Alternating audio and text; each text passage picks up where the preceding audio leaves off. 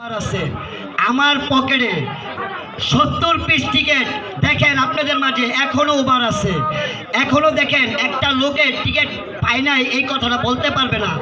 আমার কাছ থেকে মাত্র 5টা লোক টিকিট পাবে না। কেন পাবে না? তাদের ফ্যামিলিগতভাবে সমস্যা হয়েছে। আমি তাদেরকে বলছি উপরে আল্লাহ নিচে মাটি, আমি তোমার 510 টাকা খাইয়া আমি শিল্পপতি হব না। তোমাকে আজকে রাত্রে 11টার ভিতরে তোমার বিকাশ নাম্বারে আমি টাকা সেন্ড করব। তো যাই হোক, আমার ওই 5টা ভাই আসতে পারে নাই, তার ফ্যামিলিতে রুগী মারা গেছে, তার জন্য আসতে পারে না এক ফ্যামিলি। তো এই 5টা টিকিটই মারি গেছে।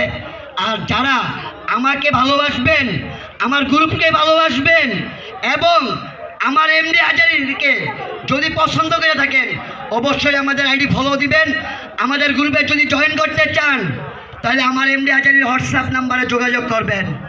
আর আপনারা অনলাইনে সবাই জানেন যে সাথী খান 143 উনি কিন্তু আমার মা।